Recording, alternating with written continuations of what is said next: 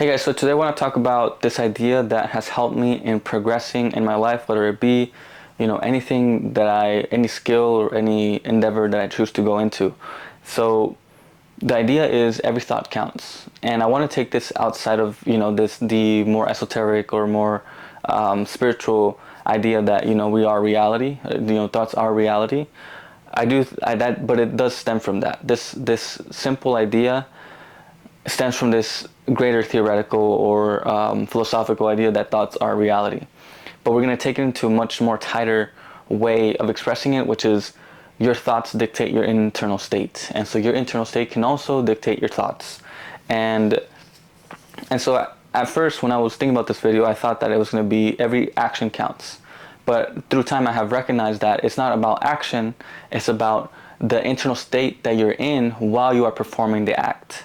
So if I am performing an action that is not in alignment with my internal state, then that action will be in some way meaningless.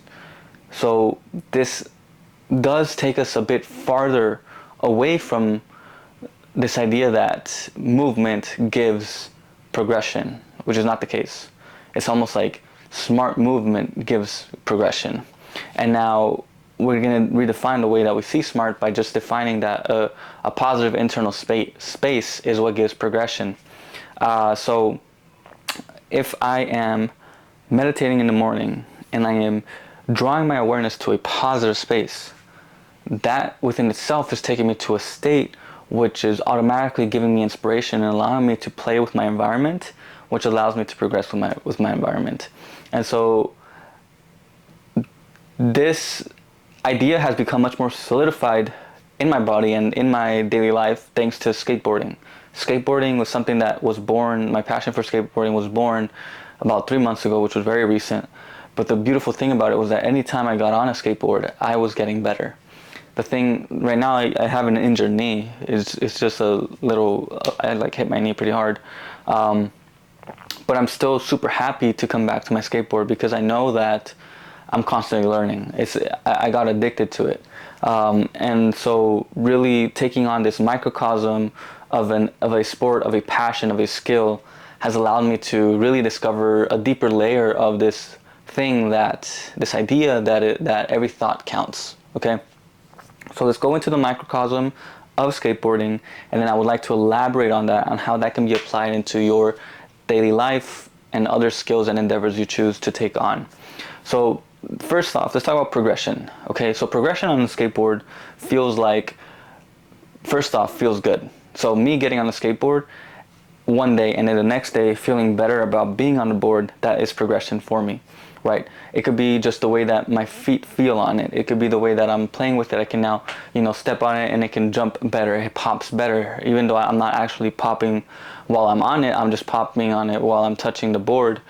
That to me looks like progression. The idea that I'm getting comfortable carrying the skateboard, the idea that I can roll down hills better, I can use my foot to brake on the skateboard. I can, do switch. I can switch my stance, and I can still roll on the skateboard. Like anything, to me, felt like progression, and it was undeniable, and it was also inevitable.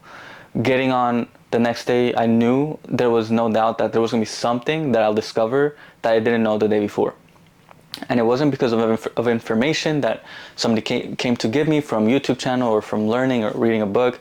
It came from me just literally interacting with the thing without judgment. And thanks to this skateboarding passion, I've been able to apply that to other things. And so if we look at it, if I look at my progression, it has been something like every day counts, every session counts, every minute counts. If I spent 10 minutes or 20 minutes, I knew I was still going to get something out of that time that I put into the skateboard in reference to my skateboarding ability. Now, people often do not have that same feeling about other things in their life.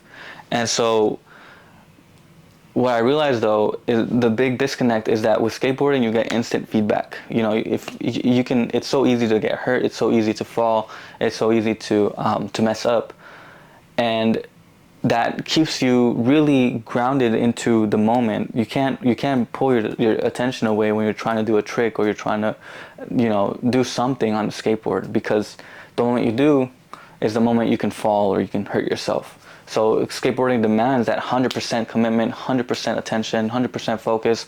Also, it demands a really well-established body, healthy body. You know, I got an injury just a few days ago because I was really tired and I was trying to do something that was physically demanding on the skateboard. And so now, you know, I had to pay the repercussions. And so so for me, I'm seeing that instant feedback is a key mechanism for that instant progression, right? So for me, when I'm looking at outside with my thoughts, the instant feedback that you get is the way that you feel. So if I'm thinking a thought and my feedback instantly, I tap into my body, is that I'm not feeling that well about it. I'm starting to get feelings of doubt, of guilt, of anger, of etc., etc. Then that's my feedback about the thought. And so most people think that, you know, at that point you got to think different thoughts. And that's not what I'm going to go into. I'm going to actually talk about how you should go deeper into that feedback. What does that feedback say about me? What does that feedback say about that thought? How can I reframe that thought so it orients me in a different direction that is less negative? And so you're playing with your reality. You're dictating your reality. You're dictating your inner state through dictating your thoughts and being in that constant feedback loop of how do I feel? How does this thought open me up, or does it close me down, right? And now I want to talk about also how every thought counts becomes this thing that you can actually track. And I noticed this, I found this out through journaling. Every time I journaled and put down a thought, the moment I did was the moment I stopped thinking about it. And I think that's the instant feedback that you could get. You know, for example, me holding on to something, carrying something, some kind of judgment or some kind of negative feeling about a situation, the moment I sat down to journal about it was the moment that I opened up to my subconscious and was able to open up to all this other underlying information that was trying to get, you know, shown to me through this negative feeling / judgment. And in recognizing it and in studying it, I was able to close the loop on that, right? And we often don't, you know, how many people often just stay within that, you know, surface level judgment and never really go deeper into it to really understand it. So through this opening of the mind and the studying of the thought, you get into a deeper understanding of yourself and your world and the world around you. And so it does make it so that every thought does count, because, you know, if you're thinking a thought, then, and that takes you somewhere, then you know that, and you get used to it and you do follow it. You know, oftentimes our body is going somewhere while our mind is somewhere else. If you take your body where your thoughts are going, then the thought has counted, the thought has been experienced. And if you don't allow yourself to sit with the thought, it never really does count, but it still is affecting you. And that's the thing. Every thought counts, because if it can go through your mind but not be felt through your body consciously, your body is still experiencing it, or your body still experienced it. So if you make a judgment, that's a judgment that is a reflection of your inner state, and so it's not about you doing having the binary judgment of that's bad or that's good. It's about where is your body, or what is your subconscious telling you? What is your body telling you in reference to that specific judgment? And so that's the specific loop that, you know, that needs to get studied. Just like for me looking and observing the movement that I did on a skateboard gives me more information about how to adjust and how to improve.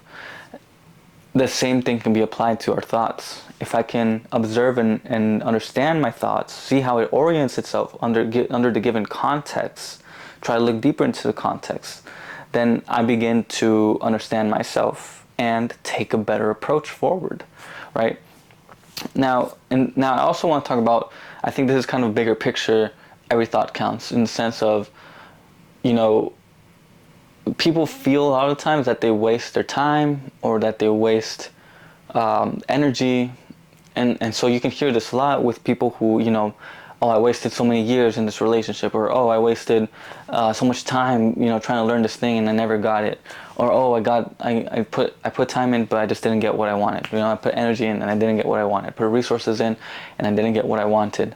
The thing is that you are always getting what you wanted. It just isn't in the way that you think it's supposed to look like.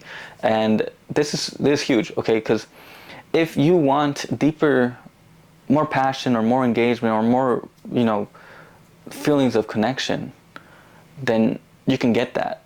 And you can either get it in the sense of like, oh, you get exactly what you're looking for, or you get it, but it is shown through contrast. This is what non-connection looks like. This is what not doing it looks like. And so now it's a clear picture, and now you know kind of like how, and so following that track, following that path towards the non-connection can allow you to kind of retrace to the positive connection that you're looking for, to the actual thing that you want. And so, for example, with skateboarding, like when I am, trying to get to a specific thing, most of the time I have found myself not going to the specific, goal. Maybe I'm thinking about this trick or this specific, like, maybe like something as simple as a kick turn, right? I think of it, I have an idea of how it's supposed to look like, how it's supposed to feel like, but because I have never achieved it, I still don't know whether, how to get there. And so me trying to get there makes me realize all the things that I'm missing to get there. Oh, I realize that it has more to do with the hips. Are my hips flexible enough? Or actually, I should even be focusing on the kick turn because I need to learn to push on the skateboard. Because if I don't push well enough, then I have no reason to learn the kick turn, because my push is actually the foundational step. And so then I venture out to learn how to push better, and so it becomes this circular exploration that leads to eventual progression. But the key thing is that it is not linear. This journey of trying to just learn a trick on a skateboard, to me that's almost, tricks are irrelevant to me at this point, because to me they just become a byproduct of wanting to interact with my board more, wanting to learn more about my board, about me being on my board.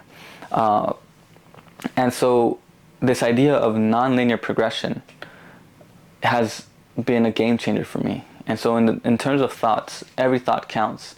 It's like, if you have a desire, you want something in your life, you can have it. And this kind of does sound like a motivational thing, but it's not. It's not a motivational thing. I think this can be a really grounded truth, which is if you want something, you can have it. And for me, I have experienced that many times with the law of attraction. But there's also a hidden mechanism within the law of attraction, which is not really often spoke about. It's like you get what you want, but it's based on what you need from your soul. Like the lessons that your soul is calling you towards can be presented in desires. So if I have a desire, I want to get this thing, this physical object, that requires me breaking all the beliefs that are holding me back from achieving that getting that physical thing. So in truth, so when I get it, when I want it, I am then hit with all of the reasons why I shouldn't have it. Maybe I am hit with doubt. Maybe I'm hit with guilt. Maybe I'm thinking it's too far away. It's too hard to achieve. And so instead of seeing it as a binary, I can't get it or I can have it, it's more so a process of yes, I want to get that thing. I want to achieve that thing. But where am I now? It requires a constant understanding of where you're currently at. Maybe you want it, but you think it's going to help you out. It's going to help you feel better. You think it's going to fill you up.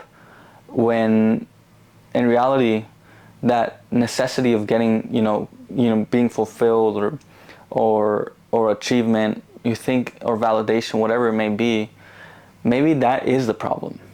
Maybe you might think it's this thing that will get you cross the bridge of guilt or doubt or feelings of hopelessness, etc., etc. But it's actually the guilt and the hopelessness and all that you actually need to look at. And that's the law of attraction coming through, right? It's possible that you have been given this desire so that you can discover your limitations, your internal limitations. And so growth isn't linear. And so many times I see it that I have this thought and then of this desire, for example, or this idea, and then I just let it go. And it presents itself in a way that I wouldn't have expected it. And so this release of expectation is really the key to seeing how thoughts can progress, because progression may not look like what you think it's supposed to look like. And so yeah, this concept of non-linear progression is a game changer. And I feel like I might be missing, I don't know, it's a really abstract thing, but I think with skateboarding, for me, it's felt really real. And so something practical for somebody who is thinking about how can thoughts count is just begin to journal your thoughts and begin to study them, begin to see what happens with your mind after processing them. See what happens to your mind after you process your thoughts, after you journal your thoughts. And you'll begin to see the changes for yourself. So I hope that you guys found this video helpful. I'll see you guys on the next one. Take care. Peace.